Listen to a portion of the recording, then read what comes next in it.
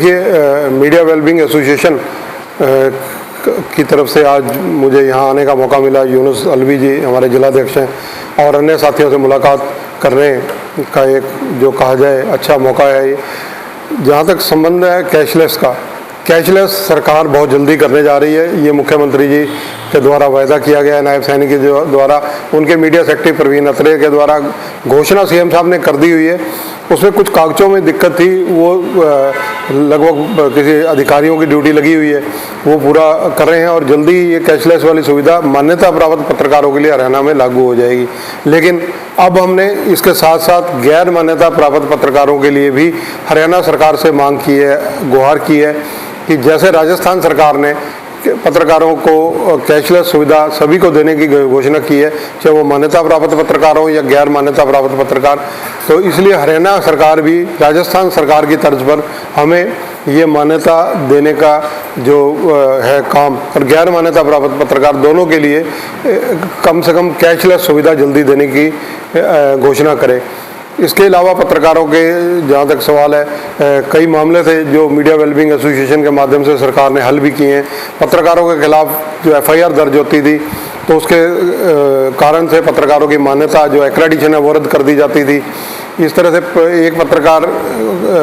Accredited है, retire हो गया, सेवानिवृत्त है, तो उसके परिवार में उसका बेटा, उसकी धर्मपत्नी या कोई अन्य अगर मान्यता प्राप्त है तो उसको पेंशन ना देने का क्रम शुरू हो गया था। वो भी हरियाणा सरकार ने अपना डिसीजन विड्रा किया है तथा हमारी मांग पर अब एक परिवार में, जब हमारा ये कहना था कि आईएएस अधिकारी 2 या 3 हो सकते हैं, 4 हो सकते हैं, सबको पेंशन मिलती है, तो पत्रकारों को परिवार को पेंशन मिलनी चाहिए अगर वो पत्रकारिता में है।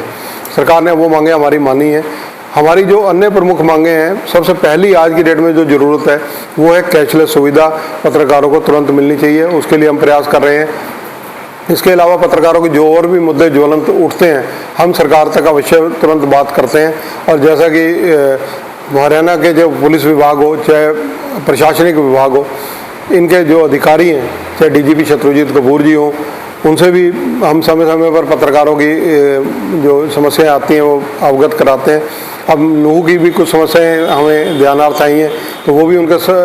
संज्ञान में जल्दी लाई जाएंगे, उनको भी ज्ञापन दिया जाएगा इस मामले में लिखित रूप से, ताकि पत्रकारों को जो नूह और मेवात में काम कर रहे हैं उनको जो समस्याएं हैं उन समस्याओं का समाधान हो सके। पत्रकारों के लिए सर, इनको खबर कवरेज करने के लिए जाना पड़ता है, लेकिन इनको टूल टैक्स जो है देना पड़ता है। सर, टूल टैक्स के लिए क्या प्रावधान है सर, क्या जाना चाहिए ताकि उनका टूल टैक्स भी ना लगे? देखिए, टोल टैक्स को लेकर मीडिया वेलबींग एसोसिएशन पहले दिन से मांग उठाती आई है, लेकिन हरियाणा सरकार के स्तर पर ये नहीं होना, ये केंद्रीय जो मंत्रालय हैं उनके माध्यम से होना है। वहाँ भी हमने ज्ञापन दिए और कोशिश कर रहे हैं हम नितिन गडकरी जी से समय लेने की, उनको मिलकर ज्ञापन दें और उनसे ये अपनी रिक्वेस्ट रखें कि ये किया जाए। मीडिया वेलबींग के बारे में मैं आपको बताना चाहूँगा कि मीडिया वेलबींग एसोसिएशन ने हमारे हरियाणा के किसी भी पत्रकार का, चाहे वो हमारा संगठन से जुड़ा है या नहीं जुड़ा, आर्थिक मदद करने में, चाहे वो कैंसर से पीड़ित है, चाहे हृदय रोग से पीड़ित है या कोई भी समस्या किसी की हुई हो, हमेशा पहल की है। और हमने कभी भी किसी से, व्यक्ति से चंदा नहीं लिया, ना पूंजीपतियों से लिया इस मामले में, ना अपने पत्रकार साथियों से किसी तरह की कोई आर्थिक मदद लेते हैं, ना जैसे कि पत्रकारों के हम इंश्योरेंस करवा रहे हैं। इंश्योरेंस जो है वो 10-10 लाख के टर्म इंश्योरेंस और एक्सीडेंटल इंश्योरेंस 2 पॉलिसी चल रही हैं। लगभग 1890 पत्रकारों की हरियाणा के अंदर इस वक्त एक्सीडेंटल पॉलिसी चल रही है और 340 के करीब जो है टर्म इंश्योरेंस पॉलिसी